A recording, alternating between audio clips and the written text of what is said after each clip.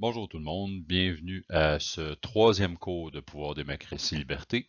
Aujourd'hui, on fait une pause sur la dimension plus institutionnelle pour aborder en fait la question des idéologies. On va voir ça en deux volets. Essentiellement, on va aujourd'hui voir les idéologies de gauche et après, on va voir les idéologies de droite. On va essayer de comprendre dans tout ça en fait les divers concepts, comment ces idéologies-là se définissent, quels sont les sous-familles liées à à ces deux grandes tendances-là. On va voir un peu comment aussi ça permet une analyse de la société et finalement, on va regarder en fait l'évolution de ces éléments-là. Prenez note ici des deux citations. En fait, j'ai fait exprès de permettre deux auteurs, un évidemment qui est très connu, Karl Marx, qui mentionne notamment que la philosophie n'a fait qu'interpréter le monde et il s'agit maintenant de le transformer. Donc, on voit déjà dans la phrase de Karl Marx cette tendance-là de la gauche de vouloir apporter des changements. Donc, on va dire souvent que les idéologies de gauche, c'est des idéologies progressistes. Si on regarde la phrase de Thomas Piketty, ben là, il nous mentionne, entre autres, puis on reviendra là-dessus, que la situation actuelle du capitalisme, cible, je vous dirais, particulière des idéologies de gauche. Le capitalisme d'aujourd'hui est finalement un peu semblable à celui du capitalisme du 19e siècle. On va voir un peu pourquoi, mais on va essayer à travers tout ça de comprendre qu'est-ce que la gauche en bout de ligne. En fait, si on regarde les concepts de gauche, comment, dans le fond, des gens, on pourrait dire que des gens de gauche pensent, comment des partis politiques de gauche s'animent, quel genre de politique ils vont mettre en place, faut regarder un peu les concepts de base. Ici, beaucoup plus, on pourrait dire, d'ordre philosophique, politique, économique aussi, mais c'est beaucoup la philosophie qui va définir ces éléments-là, notamment les notions d'égalité et de liberté. La gauche va reprendre ces notions-là qu'on retrouve dans le libéralisme initialement. Mais pour la gauche, ça ne sera pas suffisant. En fait, on considère que la notion de liberté, seulement en droit, ne permet pas d'emmener une égalité matérielle entre les individus. Donc, la gauche va, à travers ces deux concepts-là, essayer de viser beaucoup plus de redistribution des richesses dans la société. Là, ici, il faut se remettre dans le contexte un peu. La gauche va se développer au 19e siècle, à une époque, en fait, où l'industrialisation, le capitalisme est en plein essor. On a fait la Révolution française, on a jeté à terre certaines monarchies européennes, on a donné des droits aux individus, aux citoyens, mais évidemment, c'est pas acquis pour tout le monde. Puis, ce qu'on constate, c'est que finalement, il y a quand même une forme d'aristocratie qui va se développer, une aristocratie capitaliste, la bourgeoisie que Marx va nommer. Et ces gens-là vont être ceux finalement qui vont saisir le pouvoir politique, qui vont prendre les décisions. Donc, il va commencer à y avoir beaucoup plus de contestation dans la société pour, d'une part, accaparer une réelle liberté et un droit de décider, mais aussi pour pousser à des meilleures conditions de vie, des meilleures redistributions de la richesse, notamment à travers l'État. La gauche, dans tout ça, va, on dit, chercher à identifier dans la société les rapports de domination. Ben justement, les rapports qu'on retrouve entre groupes sociaux où des groupes vont dominer sur les uns. La gauche va essayer d'identifier les inégalités, les injustices causées par ça. Donc, ce que ça va faire, c'est que la gauche, essentiellement, devient une critique de l'ordre social. Le capitalisme en premier, mais aussi d'autres situations dont on parlera un peu plus loin, où on peut considérer là qu'il y a des changements à apporter, qu'on peut modifier la société. Donc, au-delà de la redistribution des richesses, la gauche a essentiellement comme objectif l'émancipation des groupes sociaux d'une situation de domination par un autre groupe. Donc, il faut retenir le terme d'émancipation parce qu'il va être très important, en fait, tout au long de l'évolution de l'histoire de la gauche. Donc, si on regarde de façon plus précise, en fait, les principaux concepts, ben, on a juste à côté, premièrement, l'égalité. Ici, il faut faire attention à une chose, parce que l'égalité du point de vue de la gauche, en fait, telle que développée dans le socialisme ou le communisme, on a souvent pensé que cette égalité-là faisait référence à une égalité à plat, où on mettait sur le même pied l'ensemble des individus et que tout le monde était environ dans les mêmes conditions, le même salaire, la même situation, les mêmes choses qu'on possède. C'est pas du tout ça. Ça, c'est une erreur, en fait, qui émane de la guerre froide. Ça vient un peu de la propagande de l'époque où on voulait évidemment discréditer les régimes communistes, puis montrer aux gens que vivre dans le capitalisme était préférable à une société communiste. Donc, la réalité, c'est que le socialisme est plutôt une idéologie qui prône l'égalité des chances, qu'on va dire, pas l'égalité des résultats. Donc, essentiellement, ce qu'on veut faire, c'est mettre en place des politiques qui vont permettre à des gens qui ont des moyens moindres que d'autres de pouvoir atteindre quelque chose. Par exemple, prenons le cas d'un système d'éducation. Ben, si on fait une comparaison entre nous et la société américaine, ils ont un système d'éducation, notamment rendu au niveau universitaire, qui est beaucoup plus coûteux. Donc, globalement, il y a des universités publiques, mais il y a des universités qui sont payantes et qui coûtent très cher. On parle ici là, de 30 000 pour l'année au complet US. Donc, on n'est pas loin là, du 40-45 000 canadiens pour aller à l'université tout simplement. Donc, pour aller dans des bonnes universités aux États-Unis, ça coûte cher. Ce qui n'est pas tout à fait le cas au Canada, notamment au Québec, où là, oui, ça coûte de quoi, ça coûte quand même un certain montant, mais on est loin de la comparaison avec les États-Unis. Est-ce qu'on a ici tout un système qui permet en fait d'une part, financer notre système d'éducation et ensuite de ça, fournir des prêts et bourses aux étudiants, etc. Bon, on retrouve ça aussi aux États-Unis, mais pas au même niveau. Puis ce que ça fait, c'est qu'il y a beaucoup de gens qui peut-être auraient les compétences pour aller dans les grandes écoles, pour obtenir des professions, pour être compétents dans les professions, on pourrait parler de grands talents, mais qui ont malheureusement pas l'occasion parce qu'ils sont tout simplement pas suffisamment fortunés pour pouvoir y aller. Donc, c'est un peu de ça qu'on parle quand on parle d'égalité des chances et pas égalité des résultats. Donc, c'est de donner cette capacité-là à tout le monde de pouvoir finalement atteindre les choses qu'on a envie d'atteindre dans la vie. Ensuite de ça, on va dire que la gauche, c'est une pensée idéaliste, essentiellement parce qu'on pense à un monde différent. On imagine une société transformée, changée, où on a atteint des progrès, où finalement on est capable de mettre en place un ensemble d'institutions qui vont être plus justes pour chaque individu. Donc, ça, on voit qu'il y a eu beaucoup de progrès au cours du dernier siècle sur ce plan-là pour toutes sortes d'aspects. Puis je vais vous donner un exemple qui peut sembler très insignifiant, qui est commun dans notre vie, mais qui n'était pas le cas auparavant. Par exemple, quand on va dans des toilettes publiques, il y a toujours une toilette qui est conçue pour les personnes à mobilité réduite, qui sont en chaise roulante, par exemple. Ben, il y a eu une époque où il n'y avait tout simplement pas de toilettes comme ça, mais à un moment donné, il y a des gens qui ont dit, ben, écoutez, ça n'a pas de sens. Nous, quand on va aller aux toilettes, bon, on ne rentre pas. On n'est tout simplement pas capable d'y aller, sauf de retourner chez soi.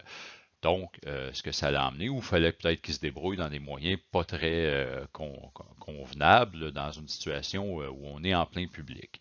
Donc, on a exigé, il y a des politiques qui ont été mises en place, que toute institution doit maintenant avoir des toilettes adaptées pour ces gens-là. Fait que ça, c'est un exemple, c'est un tout petit exemple, mais qui montre en fait qu'on veut atteindre de plus de justice pour chacun des individus selon nos conditions. J'en ai parlé tantôt, on parle de l'émancipation. Essentiellement, ici, on parle justement de se libérer, en fait, des rapports de domination qui peuvent avoir lieu. On reviendra un peu là-dessus, mais on peut penser entre autres à celui de la situation des femmes, où les femmes ont eu à se battre pour atteindre une certaine égalité avec les hommes, notamment en Occident, puis il y a encore beaucoup de progrès à faire ici, puis encore plus à certains autres endroits dans le monde. Et ça ramène à l'idée qu'on dit de la nature progressive, donc le monde peut être amélioré à travers le changement. Donc ça complète à peu près l'ensemble du portrait, on pourrait dire, des principes de base de gauche. Évidemment, il y en a beaucoup d'autres, mais là, on ne les aborde pas tous. Je veux juste donner une idée pour qu'au moins vous vous familiarisez avec les principaux aspects de cette grande famille idéologique. On est rendu maintenant à faire la distinction, en fait, entre les trois sous-familles, on pourrait dire, de la gauche, qui sont le socialisme, le communisme et l'anarchisme. En fait, ces trois familles-là, si on veut, ces trois idéologies, vont toutes se développer au 19e siècle sur la base de différents penseurs. Le socialisme va être lié à plusieurs personnes. En fait, ça va être la base, on pourrait dire, de la pensée de la gauche, même que l'idée du socialisme vient avant qu'on associe l'idée à gauche de tout ça. Mais éventuellement, ça va se regrouper ensemble. Mais au départ du 19e siècle, on va parler essentiellement de socialisme. Quand Karl Marx va arriver avec ses écrits, il va commencer à parler d'une société communiste, donc une société qui est après la société socialiste, donc une société où il n'y a plus d'État, où on a atteint une justice quasi parfaite entre les gens, où la redistribution des richesses est quasi parfaite. Marx n'a jamais tant défini, je vous dirais précisément, ce qu'était la société communiste. Il voyait juste dans sa logique d'évolution de l'histoire et de différentes révolutions cette possibilité-là, cette atteinte-là éventuelle pour une société moderne. D'où à partir de là où on va fonder des partis communistes et on va commencer, il y a des gens qui vont commencer à se distinguer comme étant communistes plutôt que socialistes. Au départ, parce que les socialistes vont être un peu plus, on va dire, utopiques, les communistes vont se considérer beaucoup plus ancrés théoriquement à cause des écrits de Marx, et plus tard parce que les socialistes vont commencer à jouer le jeu des démocraties libérales, vont commencer à fonder des partis qui vont participer à cette démocratie-là. Et les communistes vont s'opposer à ça, ils vont considérer ça comme une trahison parce que les communistes ne voyaient que la possibilité de faire la révolution et de renverser complètement le système. Et à côté de tout ça, il y a les anarchistes qui, eux, en fait, là, sont un peu différents. Les anarchistes, notamment, on va voir dans des penseurs anarchistes au 19e siècle comme Proudhon ou Kropotkin, qui vont donner l'élan, puis eux, en plus de vouloir, on pourrait dire les mêmes choses que le socialisme, ils vont aussi chercher à préserver autant que possible les libertés des individus. Donc, d'une certaine manière, les anarchistes vont s'opposer à l'idée qu'il y ait toute forme d'ordre hiérarchique dans la société, qu'il y ait un pouvoir d'instaurer sur les autres, et ils vont vouloir une espèce de société où tous les individus sont complètement libres. On va revoir un petit peu là, comment tout ça a évolué, mais si on regarde essentiellement, vous avez là, la description, puis je vous dirais que ça résume à peu près comment on doit concevoir là, ici ces trois formes de pensée-là. Au final, ce qu'il faut retenir, puis encore aujourd'hui, je vous dirais même au 21e siècle, tout l'ensemble de la gauche est notamment animé par deux principaux points, notamment les idées du socialisme, le communisme étant aujourd'hui assez, si ce n'est pas oublié, je vous dirais qu'on a mis ça beaucoup de côté, et l'anarchisme qui a pris quand même un certain envol dans les 40-50 dernières années et qui est aujourd'hui assez présent implicitement dans différents mouvements où là, on voit mis de l'avant beaucoup les droits des individus, puis les différentes identités qui sont exprimées de la part de groupes d'individus à travers la société. Donc, tout ça, ça peut devenir un peu complexe, mais il faut comprendre un peu comment ça a évolué pour, ensuite de ça, être en mesure de départager ces éléments-là, mais en même temps aussi de voir ça comme une grande famille où finalement on partage beaucoup de choses ensemble, mais on s'oppose sur certains éléments, comment atteindre les choses ou comment essentiellement faire les choses. Maintenant qu'on a vu les concepts et les grandes familles, il nous reste un autre élément à aborder. En fait, c'est les niveaux d'analyse. On entend ici essentiellement comment la gauche aborde certains enjeux de société. On en distingue trois principaux.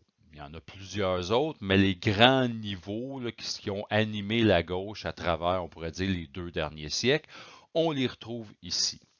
Le premier, puis là, ça nous vient directement de la pensée de Karl Marx, c'est la lutte des classes. Donc, ici, on parle d'une théorie qui cherche à expliquer les tensions, les enjeux qu'on peut observer dans la société à travers différentes classes. Donc, généralement, ce qu'on va constater, c'est que dans chaque société, il y a toujours une classe qui se retrouve dans une situation avantagée par rapport aux autres. Donc, il y a une classe qui va avoir des privilèges et qui va vouloir s'accrocher à ces privilèges-là.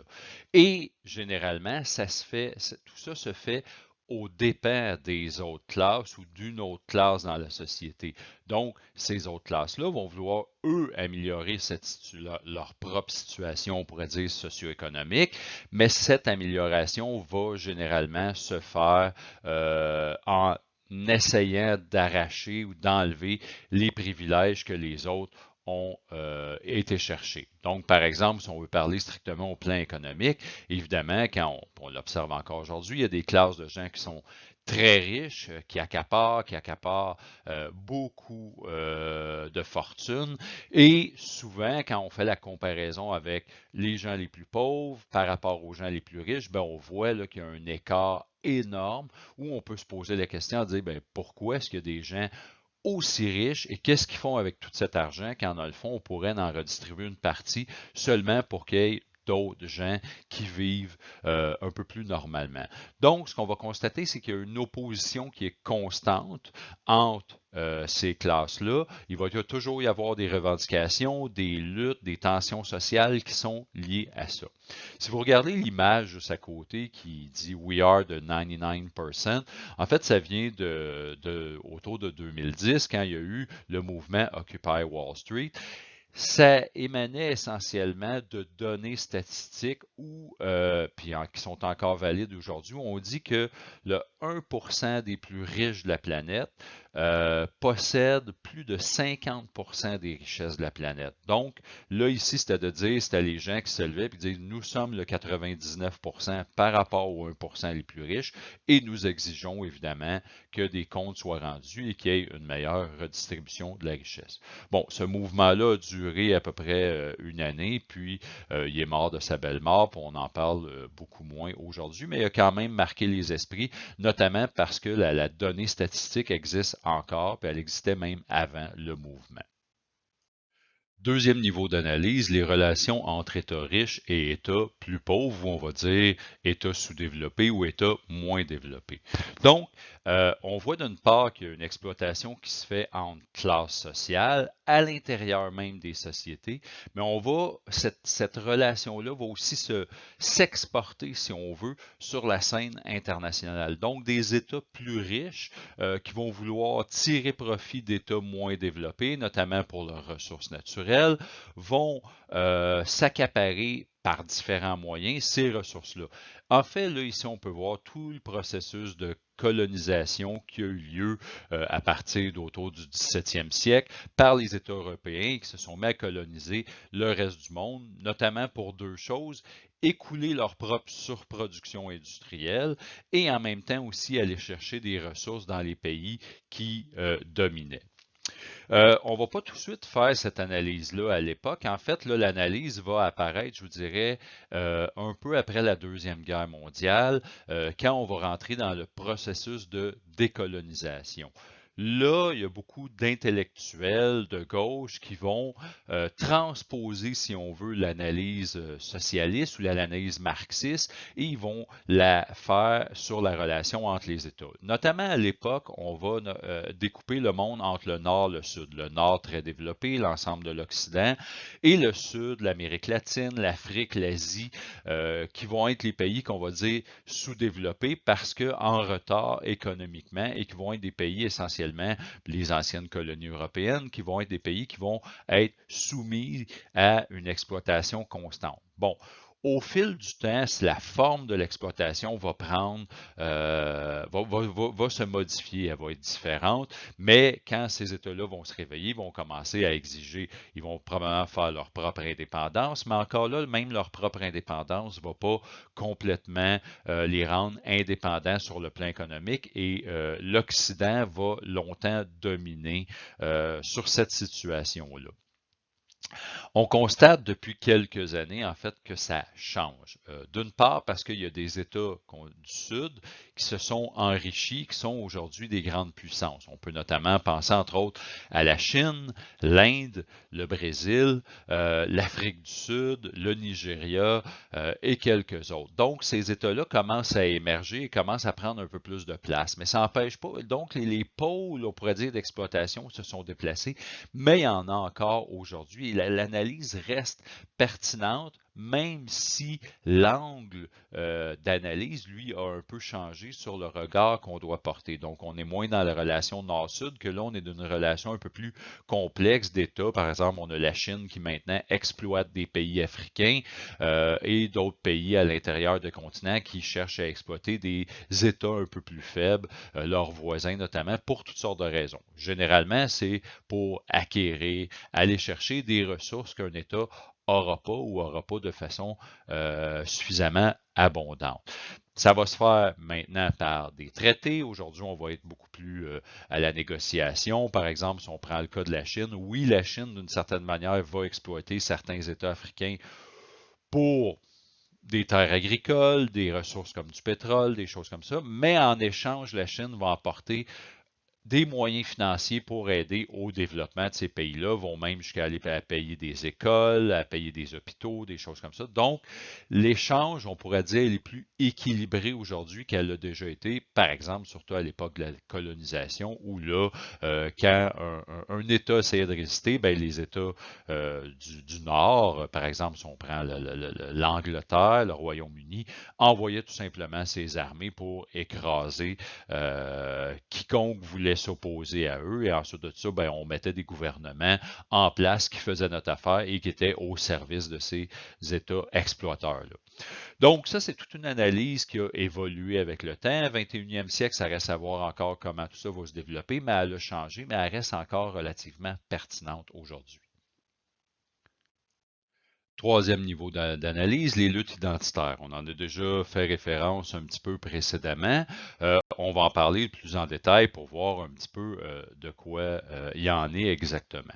Bon, tout ça va commencer, on pourrait dire la première lutte, c'est celle des femmes qui va commencer vers la fin du 19e siècle, qui va durer jusque dans les années 70 et qui dure encore aujourd'hui, mais disons que les objectifs qui étaient visés ont été atteints à ce moment-là, notamment le droit de vote, l'égalité des femmes sur le plan juridique, le droit des femmes sur leur corps, le droit à l'avortement, des choses comme ça. Donc ça va être une lutte importante qui va durer presque un siècle pour donner à peu près la situation, dans notre cas à nous, qu'on connaît. Comme on le constate, j'en ai parlé, il y a encore beaucoup de chemin à faire pour les femmes. Si ce n'est que chez nous, pour la question des salaires, où les femmes ont encore pas nécessairement des salaires égaux pour le même emploi, pour les mêmes compétences, il y a des rattrapages à faire de ce côté-là. Et ailleurs dans le monde, où on sait, là, des fois, les conditions de la femme sont beaucoup plus difficiles qu'elles peuvent l'être, par exemple, pour la femme en Occident. Va suivre aussi évidemment la lutte pour les minorités ethniques, qui va entre autres être avancée par les Afro-Américains aux États-Unis, qui vont tenter de faire reconnaître leurs droits eux aussi, atteindre le droit de vote aux États-Unis. Et cette lutte-là va commencer autour des années 50 avec le mouvement des droits civiques, qui va prendre de l'ampleur, notamment avec des figures connues comme Martin Luther King, et qui va durer encore aujourd'hui. Même chose que pour les femmes, même si les Noirs aux États-Unis ont atteint certains objectifs, on le voit encore, ils sont parmi les groupes les plus discriminés, d'où le mouvement Black Lives Matter qui manifeste ces temps-ci, notamment pour le racisme qui est encore présent dans la société américaine, la brutalité qui est faite par les policiers à l'égard des Noirs, la situation socio-économique des Noirs parce qu'ils sont encore la minorité aux États-Unis parmi les plus pauvres, les moins scolarisés, avec les plus problèmes de criminalité les plus élevés. Par exemple, on parle en termes d'emprisonnement, des choses comme ça. Mais bon, tout ça est relié souvent quand vous êtes soumis à une pauvreté très, très prononcée, ben, va suivre un paquet d'autres problèmes rattachés à ça.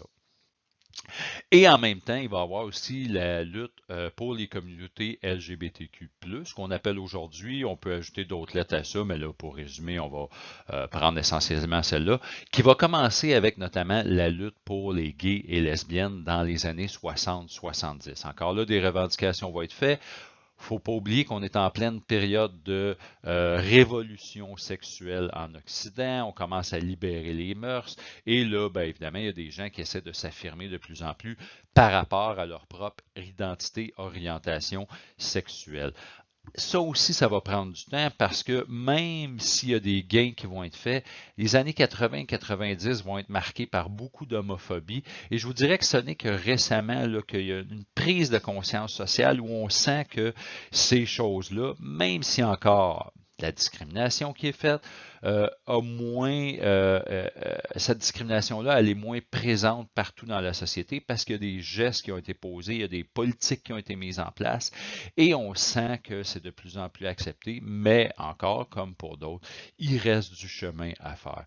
Donc ça, c'est le troisième niveau d'analyse et ces trois niveaux-là dont on vient de parler viennent globalement, je dirais, définir un peu ce sur quoi la gauche va porter son regard. Et souvent, on va tendance à imbriquer les uns les autres, dépendamment de la situation qu'on analyse, à travers le regard qu'on veut porter. Il y en a d'autres ici, il y a d'autres éléments, d'autres détails auxquels on pourrait s'attarder, mais encore un peu comme les concepts, tout ça, je veux qu'on voit essentiellement là, les principaux éléments qui vont nous donner une idée quand même globale de ce à quoi on a affaire quand on parle des idéologies de gauche. On est rendu maintenant à faire un peu plus l'historique de la gauche, si on veut. En fait, comme j'expliquais déjà, la gauche va apparaître au 19e siècle et les premiers enjeux vont être les luttes ouvrières, c'est-à-dire améliorer les conditions de vie des travailleurs à l'époque qui vont être dans les usines, dans des conditions évidemment qui sont probablement déjà connues de votre part, assez misérables. Donc, va s'organiser à partir de là les grands mouvements syndicaux, on va avoir des revendications, on va revendiquer notamment le droit de vote pour tout le monde, on va revendiquer des améliorations au niveau des conditions de travail, les heures de travail diminuées, certaines protections, des congés obligatoires, des choses comme ça. Tout ça va prendre du temps. En fait, c'est vraiment à partir de la Grande Dépression de 1929 on va constater une amélioration importante, notamment aux États-Unis, ça va être emmené avec le New Deal de Roosevelt, qui va permettre en fait d'assurer à la société le développement d'un État-providence, c'est-à-dire d'un État qui va fournir un filet de sécurité à l'ensemble de ses citoyens. Donc, assurance chômage, pension de vieillesse, services de santé, services d'éducation, tous ces éléments-là, finalement, il y en a plusieurs autres qui vont permettre d'être moins inquiets pour ses propres conditions et qui sont tirés à même les revenus de l'ensemble de la population pour être redistribués de cette façon-là par l'État. Donc, tout ça va donner un élan essentiellement, notamment après la Deuxième Guerre mondiale, ça va donner un élan économique et ça va permettre la création de la classe moyenne. En fait, on va assister à ce qu'on appelle en économie, en politique, en histoire, aux 30 glorieuses, les années d'après-guerre de 1945 à peu près jusqu'à 1975, où l'Occident, surtout les États-Unis, le Canada, vont connaître une période de croissance économique assez importante. Et à ce moment-là, à cause des politiques plus redistributives en termes de richesse, ben, ça va permettre aussi à une classe moyenne de se développer. Et là, on le voit, c'est le développement des banlieues, les gens ont leur maison, les gens quittent la ville, ils vont dans des territoires plus agréables, parce que les villes, à l'époque, c'est un peu des trucs entassés, c'est assez pollué, tout ça, c'est pas toujours très propre, il n'y a pas toutes les conditions sanitaires appropriées. Ça aussi, ça va se développer. Donc, on met tout en place finalement pour améliorer les conditions de vie des populations. En fait, à cette époque-là, on considère qu'on est au moment où les écarts entre riches et pauvres sont au plus bas et où on a la meilleure redistribution d'ensemble de la richesse. Ce que ça va faire en même temps, étrangement, c'est que ça va emmener un certain déclin de la solidarité ouvrière. Les gens deviennent peut-être un peu plus individualistes, les gens sont bien, on ressent moins le besoin de revendiquer. Il va y en avoir encore, mais ça va commencer à baisser, puis notamment quand arrivent les années 70, quand ça commence à aller moins bien, on va se tourner vers autre chose finalement, plutôt que les syndicats, et là, ça va entraîner une baisse de ce côté-là. Il y a des conséquences à ça, puis on va le voir un peu plus loin, là, notamment dans la conclusion, qu'est-ce qui va en être de tout ça, parce que ça a eu des impacts, on pourrait dire, négatifs sur la situation des gens aujourd'hui. Faut pas oublier non plus qu'à cette époque-là, on est en pleine guerre froide.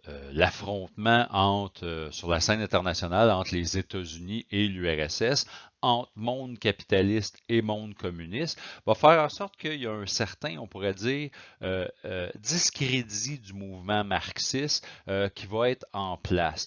Donc, toute la question de la lutte des classes issue de la théorie marxiste, les mouvements ouvriers, tout ça, il y a une certaine gauche qui va commencer à s'éloigner de ça. En fait, cette gauche-là va être celle des identités qui va se développer notamment avec, comme j'exprimais tantôt, la lutte des Noirs, mais là, tout d'un coup, c'est avec tout le mouvement qu'on dit révolutionnaire des années 60, la contre-culture, qui va donner naissance ou place à plusieurs identités pour s'exprimer. Donc, il y a une libération des contraintes sociales. Parce que pendant les Trente Glorieuses, en même temps qu'on assiste à une période économique importante, puis qui permet plus de redistribution de la richesse, il y a aussi dans les sociétés un conservatisme très présent. On est des sociétés où là, ben justement, tout le communisme, tout ça, ça nous inquiète. Les valeurs religieuses sont très présentes. On peut penser au Québec des années 50 sous Maurice Duplessis, où on a une certaine, on appelait ça la grande noirceur à l'époque, justement un peu à cause de cette situation-là. Les Américains vivent des choses semblables. Et là, il y a les mouvements, les jeunes des années 60 commencent à vouloir exprimer leur révolte par rapport à ce type de société-là et vont exprimer, disons, ces idées-là en dehors d'une gauche qui était plus traditionnelle. Et c'est là on va appeler ça en fait la nouvelle gauche. Cette nouvelle gauche-là qui va exister essentiellement, ben, du moins qui va avoir son essor pendant une dizaine d'années entre 1965 et 1975, excusez-moi. Donc, c'est là que aussi les idéaux plus anarchistes vont prendre place, comme on laisse plus de place aux individus, à la liberté des individus, aux identités, ben c'est un terreau plus fertile, on pourrait dire, pour les idées anarchistes, parce qu'on conteste beaucoup chez les anarchistes les différentes hiérarchies sociales, que ce soit autant l'État, la religion, la famille, des choses comme ça. On remet en question, en fait, les institutions plus traditionnelles. Donc, ça va marquer essentiellement, on pourrait dire, la naissance des luttes identitaires à ce niveau-là. Les années 70, qui vont marquer entre autres plusieurs événements importants, notamment la fin de la guerre du Vietnam, le choc pétrolier de 1973, la fin des 30 glorieuses aussi, parce qu'on constate de plus en plus un ralentissement économique, un endettement des États, Donc, ça va commencer à être de plus en plus problématique, ce qui va aussi marquer un ralentissement important de la gauche un peu partout. Et là, on va connaître à cette époque-là un regain du conservatisme, un regain de la droite, notamment à partir de 1978, 79, 80, où là, on va voir l'arrivée de deux personnages importants, ceux que vous voyez juste en haut, Ronald Reagan comme président des États-Unis et Margaret Thatcher comme première ministre du Royaume-Uni. Donc, ces deux personnages-là qui vont être inspirés par une forme de conservatisme économique notamment, vont faire le constat que les politiques économiques plus redistributives, en fait les politiques on dit keynésiennes, euh, vont finalement vont être un constat d'échec et ils vont vouloir relancer un nouveau modèle économique basé sur un libéralisme économique beaucoup plus typique des années 20 et même avant du 19e siècle. C'est ce qu'on va appeler le néolibéralisme. Et là, ben, ce néolibéralisme-là va tranquillement se mettre en place à travers diverses politiques de réduction d'intervention de l'État, de vente de propriétés d'État au privé, de plus de place au privé, de dérégulation des marchés, dérégulation des banques. Tout ça, ça va évoluer pendant à peu près, je vous dirais, une vingtaine, trentaine d'années. C'est des choses qui vont se faire progressivement, mais ce que ça va avoir pour impact, c'est que ça va avoir à déstabiliser, on pourrait dire, la gauche, qui ne saura plus trop sur quel pied danser à ce moment-là. Bon, il y a plusieurs. La gauche était canalisée à l'époque autour de certains enjeux, les Noirs, les femmes, la guerre du Vietnam, des choses comme ça.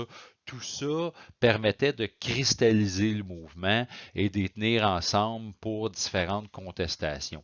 Là, tout ça est un peu fini, on commence à être loin, la culture change dans les sociétés occidentales, donc on sait moins un petit peu sur quoi s'ajuster. Il y a quand même des mouvements à l'époque, par exemple la contestation en Europe face aux armes nucléaires, parce que l'inquiétude du nucléaire, on est encore en pleine guerre froide. Il va y avoir différentes choses. Au Québec, ben, il y a le mouvement souverainiste, des choses comme ça qui est plus à gauche aussi à l'époque, des trucs de même. Euh, et on pourrait dire, coup final au mouvement marxiste puis à toute l'idée du communisme, ça va être la chute de Berlin puis la dislocation de l'URSS entre 1989 et 1992, qui là va donner l'impression, quand on va rentrer dans les années 90, d'un triomphe du capitalisme à l'échelle mondiale, que le libéralisme, c'est la seule idéologie possible, et en même temps, ben, toute la droite plus conservatrice va marteler son message, notamment aux États-Unis, va chercher à rouler, excusez, je prends l'expression anglophone, on dit rollback, pour ramener des politiques qui avaient été mises en place, par exemple, certains droits des femmes acquis, des choses comme ça, et on essaie de contester ça. Notamment aux États-Unis, pendant les années 80, toutes les politiques du Parti républicain qu'on va faire contre les femmes vont porter à un moment donné un nom. Les femmes, les politiciennes américaines vont dire que les républicains mènent une guerre contre les femmes. En fait, ils vont appeler ça le War on Women, l'ensemble de ces politiques-là pour réduire les droits des femmes. Donc, on pourrait dire essentiellement que la droite a le vent dans les voiles à ce moment-là, et ce vent-là va quand même perdurer jusqu'à aujourd'hui avec des conséquences importantes qu'on va voir un peu plus loin. Au milieu des années 90, la gauche va se ressaisir puis va se trouver un nouvel enjeu. En fait, on est en pleine période de mondialisation, les économies se libéralisent, on signe de plus en plus de traités internationaux d'échanges économiques et là, on a l'impression que les gens ordinaires sont un peu laissés pour compte dans le jeu des plus riches, des grands États de la planète et là, la gauche va s'organiser autour de ça. En fait, ça va devenir ce qu'on va appeler le mouvement altermondialiste, qui va durer essentiellement de 1995 à 2001. Pourquoi 2001? Ben, suite aux attentats du 11 septembre 2001, disons que la situation globale va changer et étrangement, ça va donner un petit peu, ça va signer l'arrêt de mort de ce mouvement dans le contexte, on pourrait dire, de la guerre contre le terrorisme, des interventions ailleurs. Et là, on va moins entendre parler du mouvement altermondialiste. Sauf que ce mouvement-là va avoir quand même de l'importance. En fait, premièrement, il va grandir, il va devenir presque planétaire partout en Europe, en Amérique, à d'autres endroits dans le monde, en Amérique latine. Il va y avoir des manifestations, on va organiser des grands mouvements sociaux, les gens vont se rencontrer. Et évidemment, on est en plein essor d'Internet. Donc, Internet va permettre la communication entre ces gens-là, l'organisation de grands événements pour la gauche, et les gens vont commencer de plus en plus à se rassembler. Entre autres, on va retenir deux moments importants. En 1999, au moment où on a l'Organisation mondiale du commerce qui se réunit à Seattle, euh, plein de gens de gauche vont de diverses tendances, des syndicalistes, des féministes, des environnementalistes, un paquet de monde vont se réunir ensemble à Seattle pour manifester contre les décisions qui sont prises par l'Organisation mondiale du commerce et les États qui en font partie. Le problème là-dedans, c'est qu'on va utiliser une force policière assez excessive et ça va virer en bataille, si on veut, assez importante dans les rues de Seattle où les manifestants vont affronter les policiers de différentes façons. Puis il y a quand même, ça va beaucoup brasser à Seattle pendant cette semaine-là où va se tenir la rencontre de l'Organisation mondiale du commerce.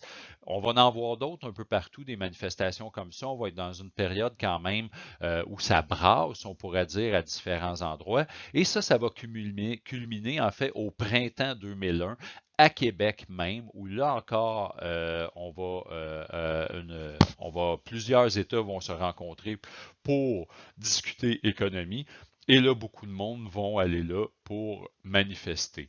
Mais comme vous voyez, c'est au printemps 2001, quelques mois après, arrivent les attentats du 11 septembre à New York. Et là, tout ça, on va un peu oublier le mouvement altermondialiste et il va mourir de sa belle mort un peu après. On arrive déjà à la fin, puis il faut faire un peu le constat de la situation actuellement en ce premier quart de 21e siècle. Qu'est-ce qu'il en est de la gauche présentement? Bon, suite à la fin du mouvement altermondialiste, la gauche va avoir de la difficulté notamment à afficher un discours uni. Les enjeux vont se démultiplier, les enjeux identitaires, à côté parallèlement aux enjeux économiques. On va essayer de rassembler ces gens-là, mais on ne parviendra jamais à créer des grands mouvements comme on a créé au milieu jusqu'à la fin des années 90. Aujourd'hui, ben, il va y avoir quelques balbutiements. En fait, on peut parler du mouvement Occupy Wall Street, qui est peut-être le dernier moment de la gauche plus centré sur les questions économiques, qui va, comme je disais un peu au début complètement du vidéo, qui va, à partir du constat statistique que 1% des plus riches possèdent 50% des richesses de la planète, dire, ben, ça suffit, puis notamment des jeunes étudiants universitaires aux États-Unis qui vont réaliser que malgré leurs études, malgré l'obtention d'un diplôme, malgré le fait que ce soit endettés pour pouvoir étudier dans les universités, ben, ils réalisent que les perspectives d'avenir pour eux, d'avoir un emploi, de rembourser leurs prêts qu'ils ont contractés, tout ça, ben, sont assez sombres. Donc, il va y avoir un vent de révolte à l'égard de tout ça, puis il y a des gens qui vont dire, ben, ça suffit, là, ça n'a pas de sens. On essaie d'étudier, d'occuper un emploi convenable dans la vie, puis peut-être vous êtes en train de nous dire que parce que des gens qui accaparent de plus en plus de richesses, ben, on ne pourra peut-être rien faire avec tout ça. D'où va naître là, le mouvement Occupy Wall Street, parce que on va notamment accuser le monde de la finance d'être responsable de cette situation-là, et les gens vont commencer à siéger à New York, à Wall Street, puis là, ce mouvement-là va se multiplier, il va y avoir des Occupy un peu partout dans les grandes villes d'Europe. Il va en avoir un à Montréal, à Toronto. Puis ça va durer un certain temps, quelques semaines, quelques mois, et après ça, ça va tranquillement s'estomper. Un autre grand moment, mais là, ça nous concerne vraiment, nous, de près, mais le reste du monde en Occident ont suivi ça. C'est la grève étudiante de 2012, où là, face à une volonté du gouvernement libéral de l'époque, sous Jean Charest, d'augmenter les frais de scolarité, ben, il y a beaucoup d'étudiants, puis il y a aussi une grande partie de la société québécoise qui a suivi puis qui a créé un gros mouvement. Peut-être vous vous rappelez les carrés rouges, puis là, il y avait des carrés verts, ceux qui étaient opposés à ça puis qui étaient d'accord avec le gouvernement, et ça a créé comme une période d'à peu près 6 mois où il y avait des manifestations de façon constante, notamment ça avait culminé le 22 mars 2012, où il y avait eu une manifestation qu'on estime à peu près à 250 000 personnes dans Montréal. Donc, ça avait été quand même un enjeu assez important, puis ça avait brassé pas mal à ce moment-là. Depuis, je vous dirais, ben, les enjeux économiques, on en parle moins, et là, c'est les enjeux identitaires qui ont pris beaucoup de place. Moins chez nous, mais depuis un certain temps, ça a commencé à apparaître plus, mais beaucoup aux États-Unis. Les États-Unis sont dans une situation qu'on appelle la guerre culturelle. En fait, il y a des gens qui vont parler de la culture war. Là, il y a une opposition entre la droite euh, et la gauche, mais sur les questions d'identité. Donc, la droite, puis aujourd'hui, on le voit notamment à travers Trump. Trump est un peu le porte-parole de cette droite identitaire-là, Make America Great Again. Les Américains patriotes, notamment blancs d'Amérique, doivent reprendre leur place parce qu'ils sont en train de se faire voler leur pays par différentes communautés ethniques, les Noirs, les Latino-Américains, les musulmans, etc. Bon, à tort ou à raison, ça c'est le point de vue d'une certaine droite, mais qu'on voit qui prend de l'ampleur depuis un certain temps, puis là, depuis la pandémie, mélange en plus de ça toutes sortes de questions, le complot, tout ça, puis les complotistes en fait. Puis là, qui commence à s'agiter pas mal. Pour contrecarrer, on pourrait dire, ce mouvement-là, ben là, il y a une partie de la gauche, notamment sur la question des Noirs, qui a commencé à émerger, le mouvement Black Lives Matter, et là, ça commence à s'affronter de plus en plus. On le voit beaucoup dans la société américaine. Il y en a chez nous. Chez nous, ça n'a pas la même ampleur. C'est plus tranquille, mais ça reste pas qu'on est moins affecté par ces tendances-là. On les observe, on les voit un peu partout, notamment sur le net, les réseaux sociaux. Il va tout avoir cette culture-là de dénonciation qui va se mettre en place, autant d'un côté comme de l'autre. Bon, là, évidemment, selon nous, on se constitue par rapport à nos valeurs, on peut trouver qu'un côté a plus raison que l'autre, mais là, la gauche va beaucoup revendiquer notamment différentes identités et on va mettre en lumière des oppressions, des rapports de domination qui sont faits sur plusieurs groupes de personnes. Et là, c'est plus juste les questions de minorité ethnique ou les questions de LGBTQ, mais on dépasse ça, on a approfondi beaucoup la question LGBTQ pour inclure un paquet d'autres personnes, mais là, on parle des droits autochtones, on parle notamment, il y a un terme qui est apparu, je dirais, qui n'est pas si vieux que ça, on parle de la grossophobie, donc la discrimination qui est faite envers les personnes qui ont un surpoids, qui sont obèses. Donc, il y a tout plein d'éléments comme ça qui se mettent en place. Puis la gauche là, développe un discours, mais un discours essentiellement identitaire. Et là, on a laissé beaucoup de côté de la part de la gauche les enjeux économiques. Et pourtant, on arrive à une période où les écarts de richesse ont jamais été aussi prononcés depuis une centaine d'années et même plus. En fait, on arrive à un point assez critique où là, on doit se poser des sérieuses questions sur la situation, puis notamment pallier à ça, les questions environnementales qui accentuent différents problèmes. On doit avoir une sérieuse réflexion sur qu'est-ce qui s'en vient puis comment faire les choses parce que on risque d'entrer peut-être dans une période relativement trouble pour les sociétés modernes et pour l'ensemble de la planète, je dirais. On a parlé un peu de la droite, on va parler notamment de ça beaucoup plus dans la prochaine leçon. Je vais entrer dans les détails, je vais vous parler de la droite comme on en a parlé là avec la gauche. Pour terminer, je vais vous inviter en fait à regarder une vidéo, un documentaire qui a été fait récemment qui s'appelle Le Capital au 21e siècle et qui relate un peu ces éléments-là puis qui va ajouter beaucoup de détails sur ce dont je viens de parler. Donc, sur ce, merci à tout le monde, bonne semaine et on se revoit aux prochaines vidéos.